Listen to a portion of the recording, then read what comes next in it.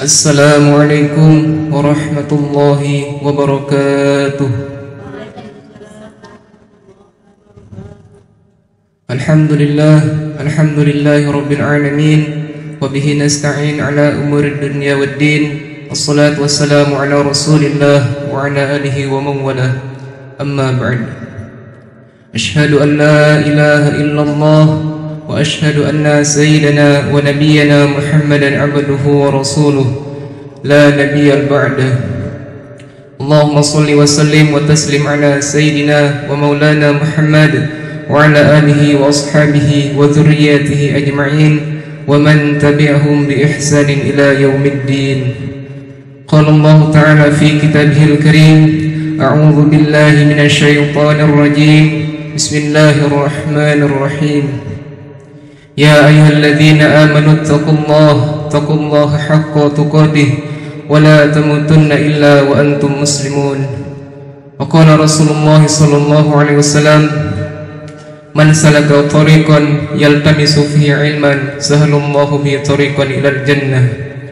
صدق الله العظيم وصدق رسول الله صلى الله عليه وسلم.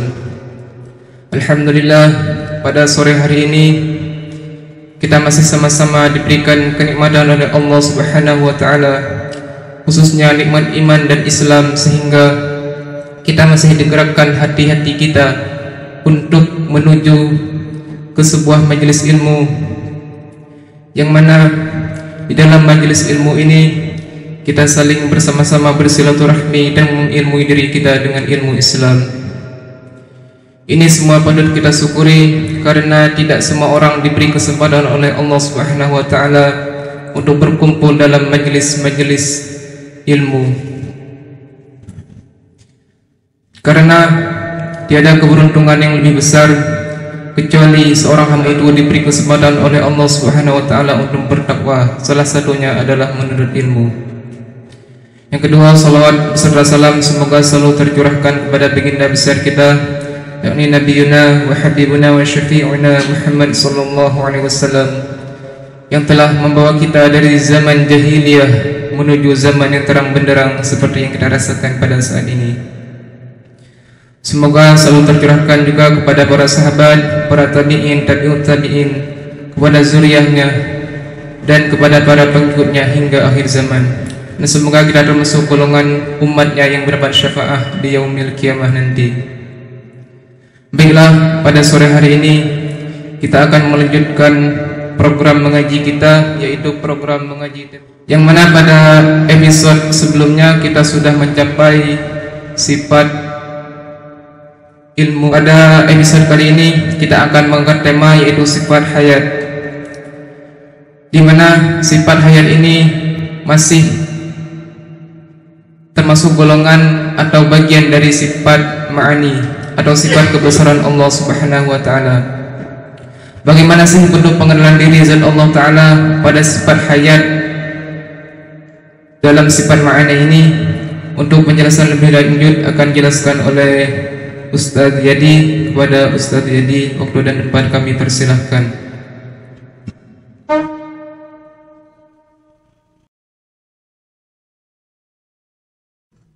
Assalamualaikum warahmatullahi wabarakatuh.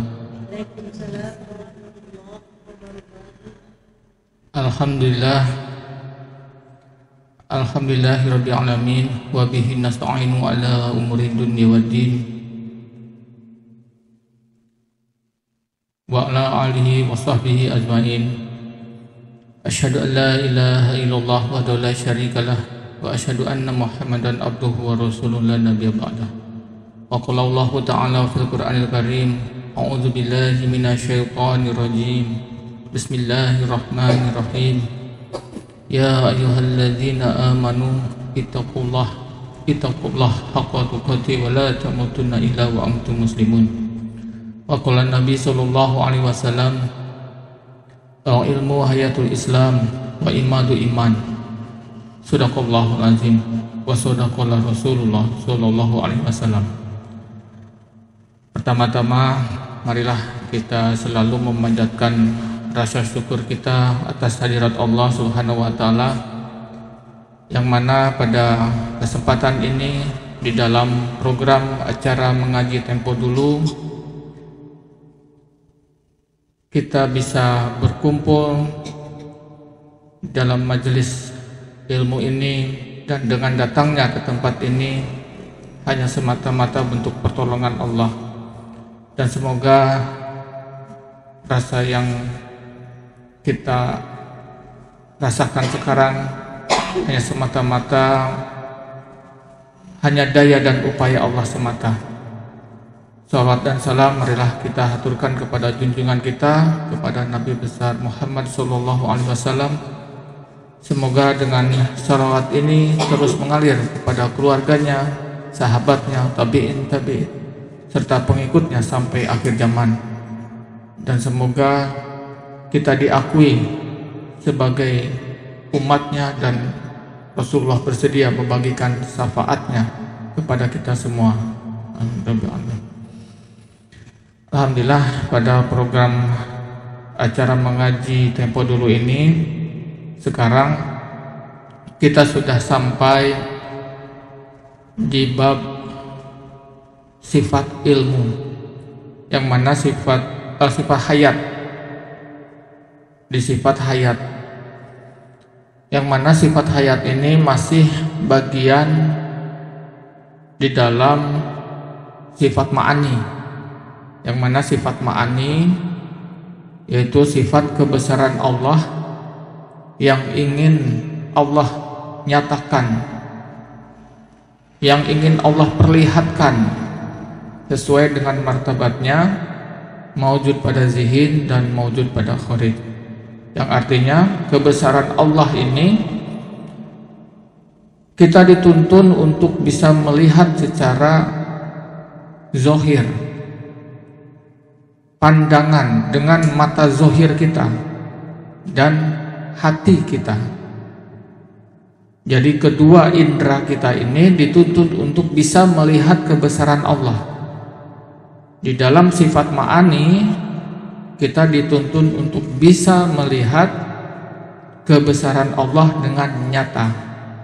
Apakah itu dengan pandangan mata kita dan pandangan hati kita.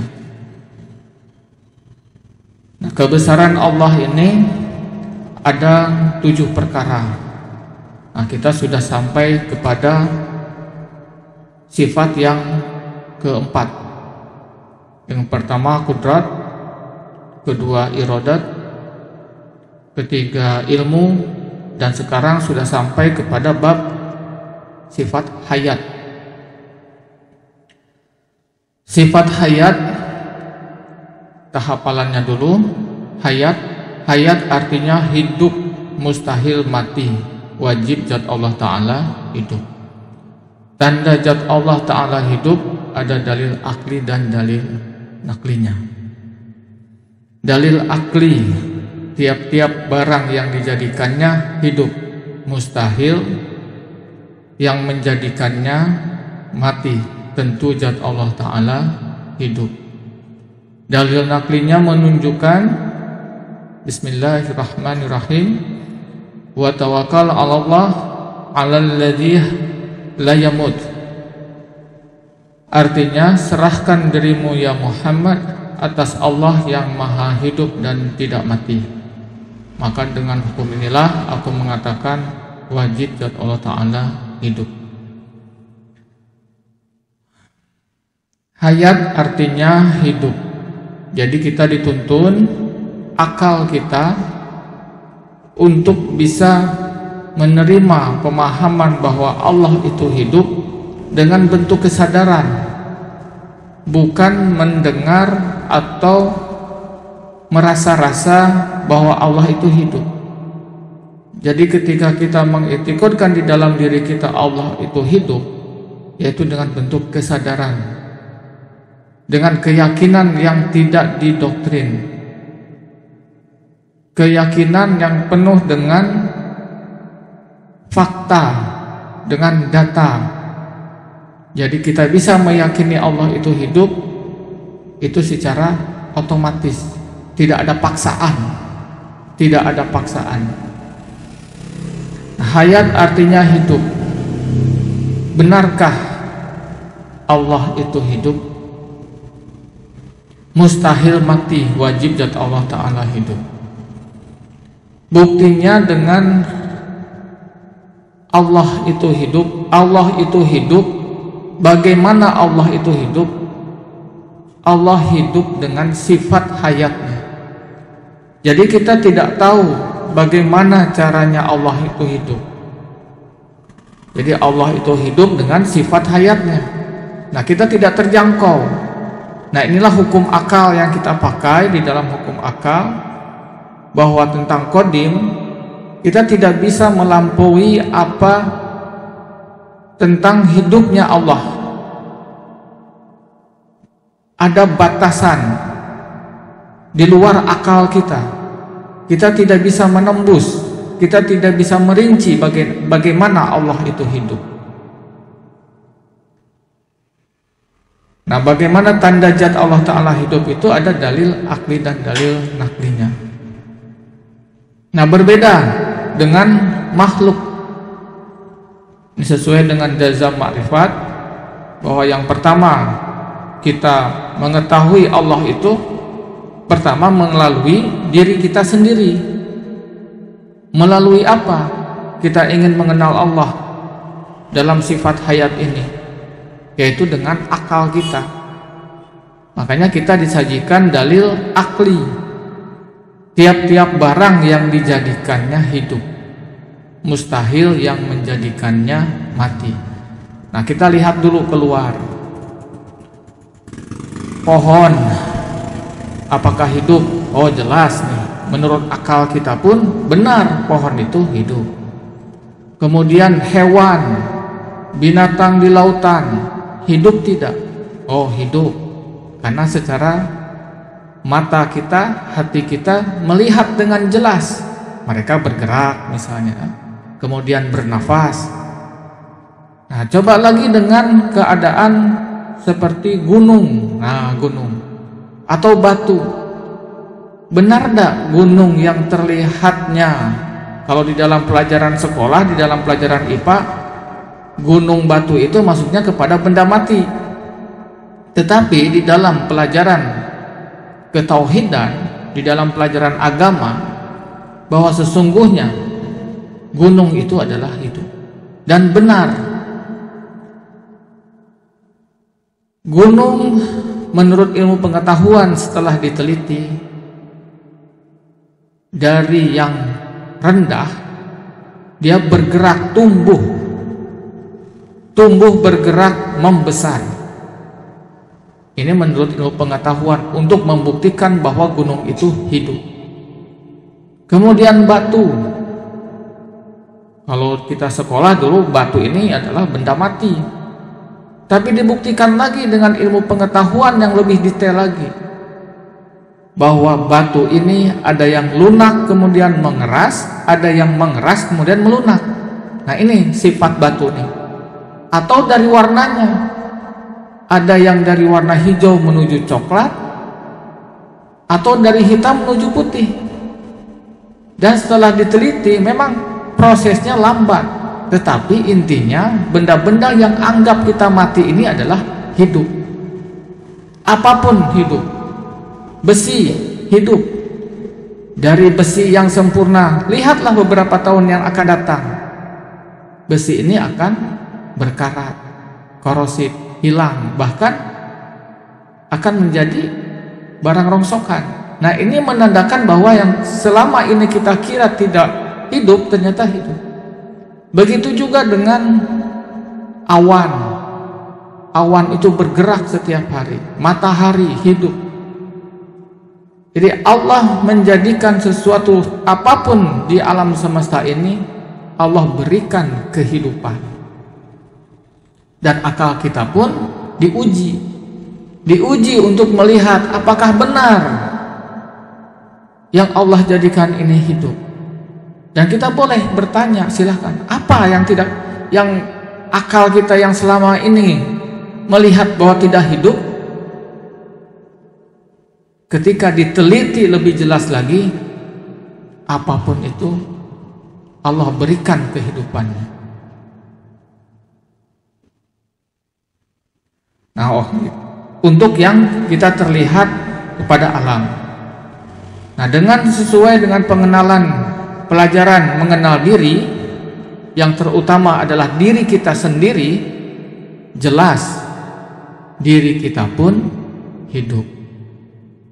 Jadi akal kita dilihat dulu keluar, apakah benar yang kita anggap selama ini seperti gunung, air, matahari, udara misalnya, apakah hidup? Nah, sekarang kita melihat diri kita sendiri bahwa inilah yang terdekat, ciptaan Allah yang terdekat adalah diri kita sendiri.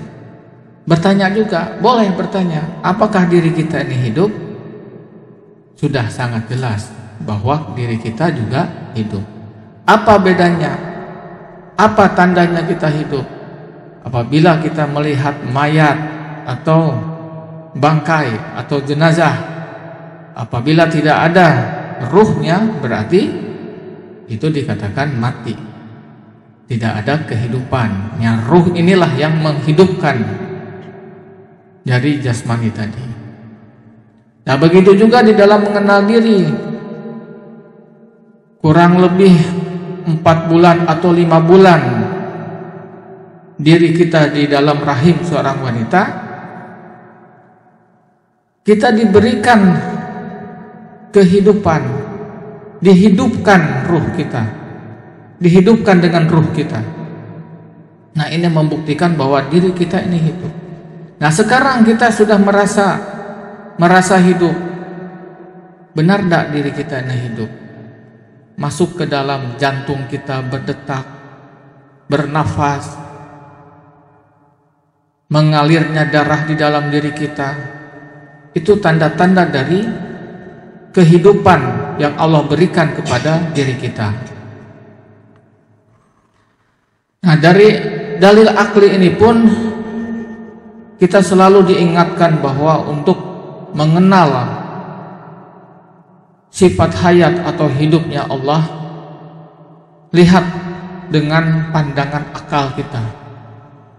Dan ini nyata, fakta, dan tidak bisa terbantahkan. Memang terjadi di alam semesta ini, terjadi dalam kehidupan kita sehari-hari, dan terjadi ada di dalam diri kita sendiri. Kemudian dalil naklinya menunjukkan wa tawakkal 'alal haqqil ladzi la yamut. Serahkan dirimu ya Muhammad atas Allah yang maha hidup dan tidak mati. Sesuai dengan jazam ma'rifat bahwa ini adalah untuk menguatkan keyakinan kita. Allah sendirilah yang membuat pernyataan di dalam Al-Quran berupa firman Allah dalam Al-Quran bahwa yang memberikan kehidupan kepada Nabi Muhammad disuruh diserahkan kepada yang maha hidup dan yang tidak mati. Jadi artinya di sini kita disuruh menyerahkan kehidupan yang ada di dalam diri kita ini hanya kepada Allah. Jadi bukan hanya semata-mata kita diberikan kehidupan oleh Allah, kita sudah hidup merasa tidak ada amanah apa atau anugerah, kita tidak merasakan apa-apa. Tapi ketika Allah berikan kehidupan, ini adalah ada tujuannya. Ada tujuan besar yang harus kita jalani. Bukan kita akui kehidupan ini, malahan kita harus serahkanlah kehidupanmu. Serahkan kepada siapa? Serahkan kepada Allah. Nah, bagaimana menyerahkan kehidupan kita ini? Yang paling tertinggi adalah ada klasifikasinya. Kita cara menyerahkan kehidupan kita. Penyerahan seperti orang awam. Seperti orang awam itu contohnya seperti seorang pembantu kepada majikan atau kuli kepada majikan. Jadi bentuknya adalah selalu ingin dinilai. Jadi menurut buruh ini ketika bekerja berdasarkan hanya penilaian dari seorang majikan. Apabila seorang majikan ini menyuruh sesuatu, maka dia akan melakukan sesuai dengan apa yang disuruh dengan majikan. Dan ketika buruh ketika melakukannya hanya terpandang kepada majikannya, hanya dengan perintah-perintah apa yang disampaikan oleh majikan tersebut. Tidak ada inisiatif. Jadi hanya dengan melihat bentuk penilaian-penilaian dari majikan tadi. Nah, kemudian yang kedua adalah penyerahan orang soleh. Penyerahan orang soleh dicontohkan kepada seorang ibu yang menyusui anaknya. Nah, ini ingin melihat bentuk kepada penyerahan kewajiban seorang ibu untuk menyusui anaknya.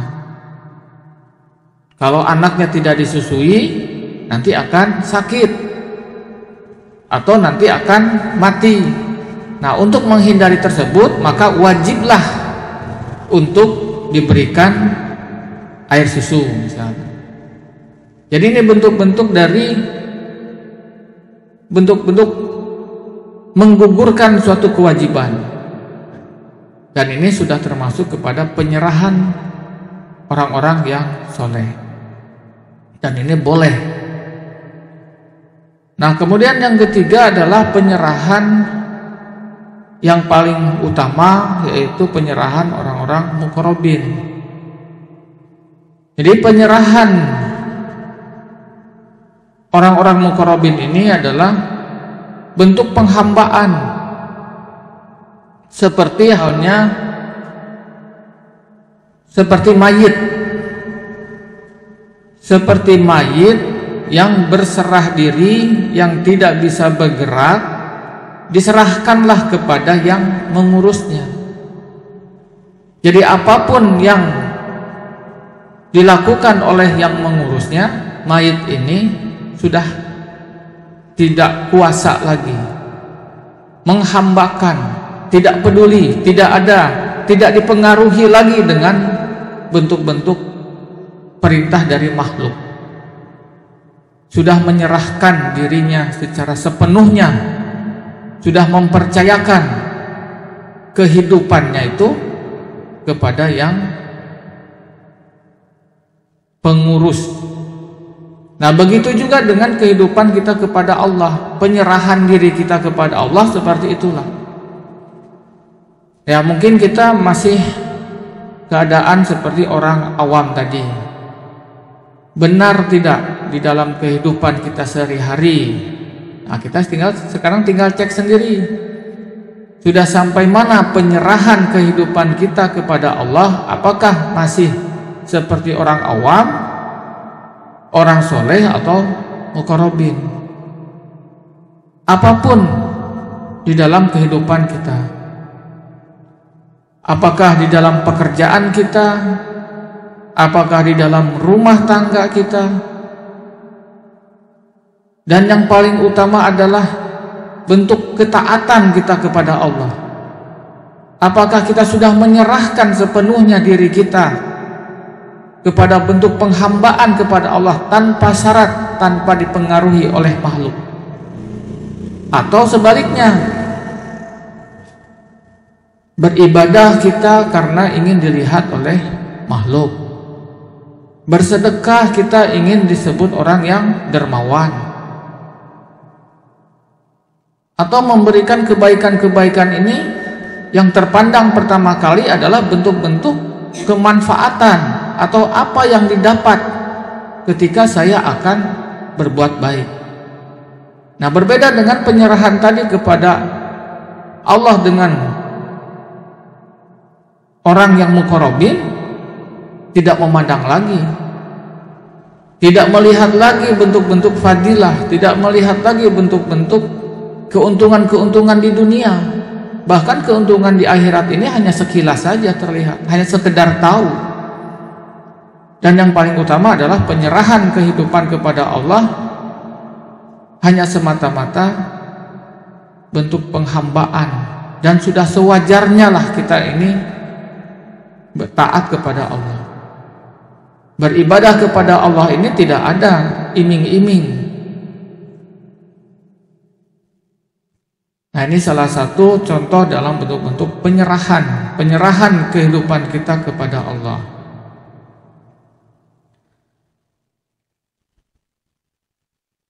Nah, kehidupan yang ada di dalam diri kita ini, hakikatnya kita ini diberikan kehidupan oleh Allah. Kita ini mati, tidak berdaya, tidak ada kemampuan untuk menjalani kehidupan. Allah berikan kehidupan secara jasmani berupa ruh, begitu juga kehidupan di dalam pekerjaan kita. Jadi hidup, terasa hidup. Nah, yang memberikan kehidupan ini jelas Allah yang memberikan kita supaya bisa berjalan, melakukan aktivitas. Allah sendirilah yang memberikan jalan untuk menuju kehidupan ini. Tetapi ketika Allah berikan kehidupan ke dalam diri kita, ternyata kita selalu ingin mengakui bahwa kehidupan inilah milik kita. Kita tidak ingat lagi dengan siapa yang memberikan kehidupan. Tidak ingat lagi siapa yang memberikan kesenangan, kebahagiaan kepada diri kita.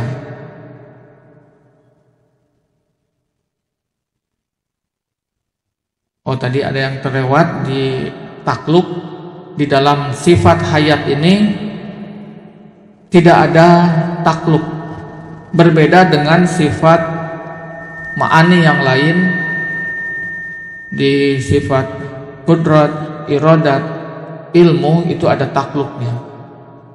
Jadi sifat takluk ini adalah kenapa di dalam sifat hayat ini tidak ada takluk. Karena kita tidak tahu bagaimana Allah itu hidup. Jadi hanya Allah sajalah yang tahu tentang hayatnya Allah, sifat. Jadi Allah hidup dengan sifat hayatnya. Jadi pengetahuan di dalam, kalau di dalam kudrat, iradat, ilmu itu ada objeknya. Tetapi kalau di dalam sifat hayat ini tidak terlihat. Jadi hanya milik hak Allah saja kehidupan. Jadi ini di dalam takluknya berbeda dengan yang lain. Nah, itu di dalam ingin melihat keadaan sifat.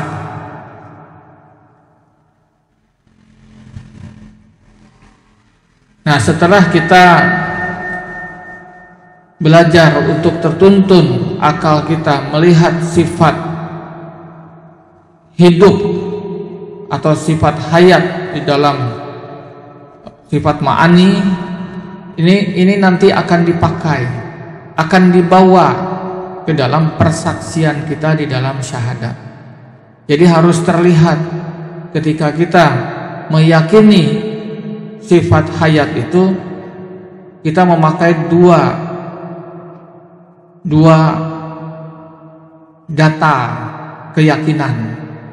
Yang pertama dengan akal kita, yang kedua dengan dalil nakli. Dalil nakli yaitu berdasarkan dari firman Allah. Nah, jadi Allah sendirilah yang menyatakan, yang menguatkan bahwa Allah itu hidup, yaitu di dalam Al-Quran. Nah, tanda-tanda ketika kita sudah mengiktiqadkan sifat hayat apabila dilihat dari kriteria tadi. Kriteria apakah kita kedudukan menjadi seorang orang awam, orang soleh, atau orang muqarrabin. Tapi kebanyakan kita ini banyak yang dikedudukan orang awam atau orang soleh, dan orang soleh ini termasuk jarang juga.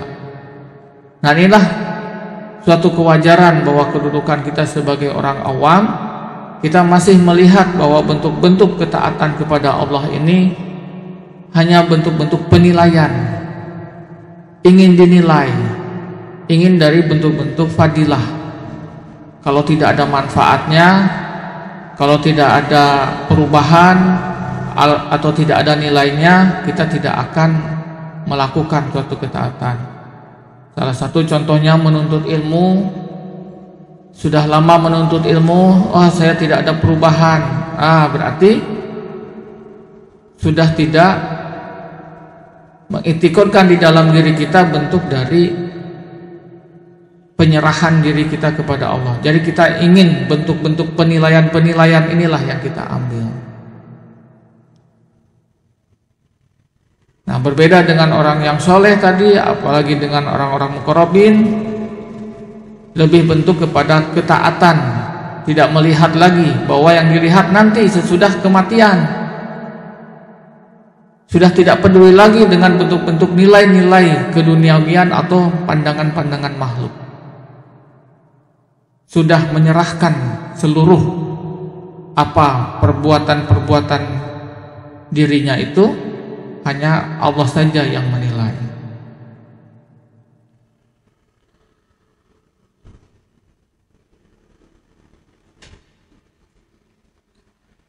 Ya, mudah-mudahan pada sifat hayat ini kita lebih mengenal lagi, lebih tahu lagi dengan bagaimana mengenal Allah di dalam sifat ma'ani, yaitu Allah ingin menunjukkan kebesarannya, dan kebesaran ini bisa dilihat dengan nyata, dengan mata zahir kita, dengan mata hati kita. Dan mudah-mudahan kita bisa mengamalkan ilmu yang kita didapat ini, yaitu dengan penyerahan kehidupan ini hanya kepada Allah.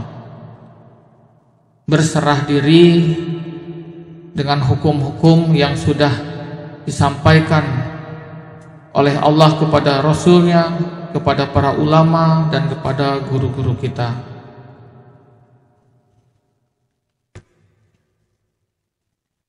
Dan dengan pengenalan diri kita bahwa kita sudah sangat nyata bahwa yang dekat, yang paling dekat, yang pelaku utama kita untuk sifat hayat ini adalah diri kita. Makanya yang dipacu adalah untuk sering bertafakur, sering mengevaluasi diri kita,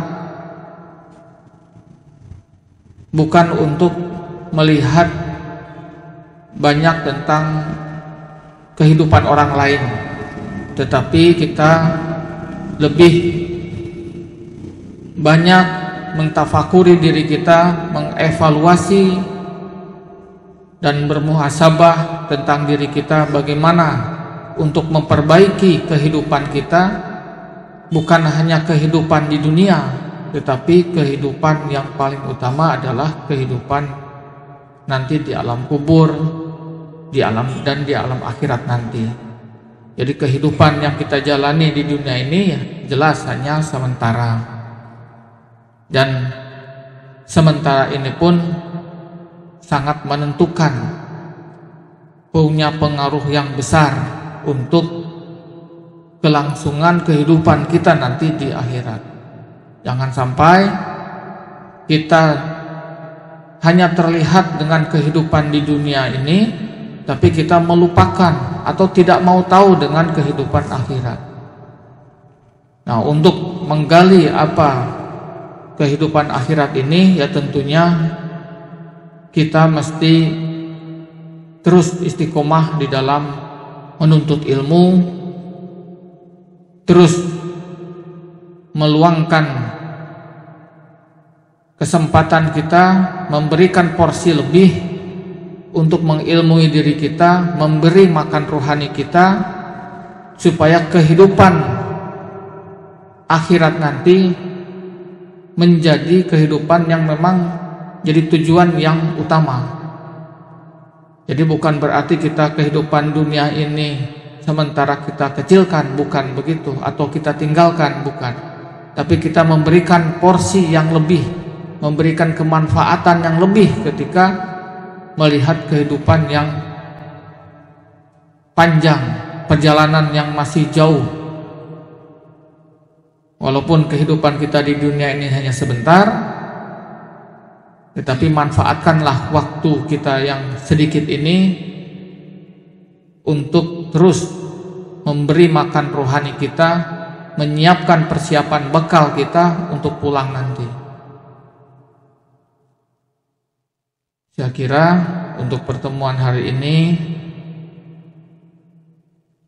cukup sekian, dan apabila ada kebenaran yang disampaikan hanya semata-mata milik Allah, dan apabila ada kesalahan jelas dari kekurangan dan kehilafan diri saya pribadi. Saya akhiri, usikum binafsih bitaqwallah, la haula wala quwata illa billah. Wassalamualaikum warahmatullahi wabarakatuh.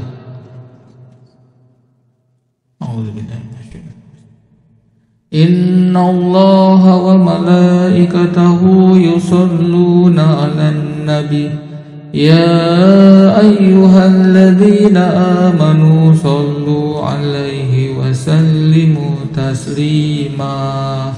Salatullah salamullah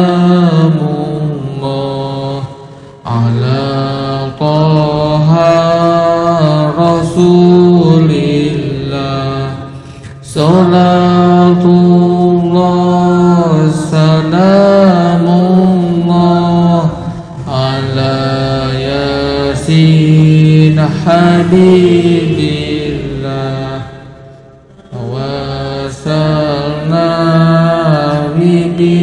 Bismillah wa bil hadi rasulillah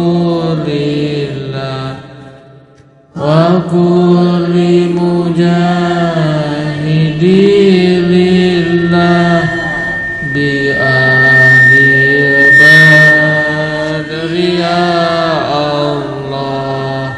Salatullah salamullah ala taha rasulillah. Salatullah salamullah ala yasin habibillah. Ala yasin habibillah.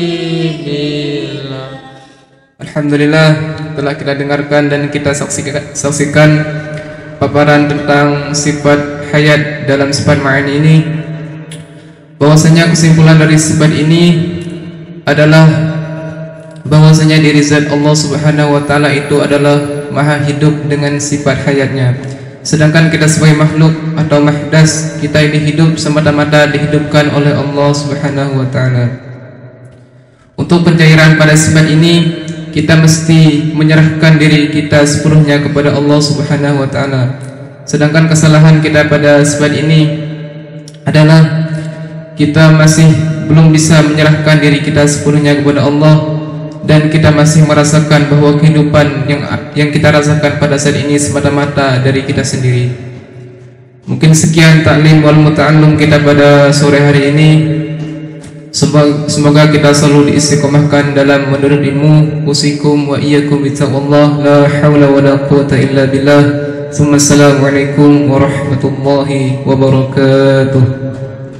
Kita tutup majelis taklim dan majelis salawat kita pada sore hari ini dengan melafazkan doa kafaratul majelis. Subhanakallahumma wa bihamdika asyhadu an la ilaha illa anta astaghfiruka wa atubu ilaik. Walhamdulillahi rabbil alamin.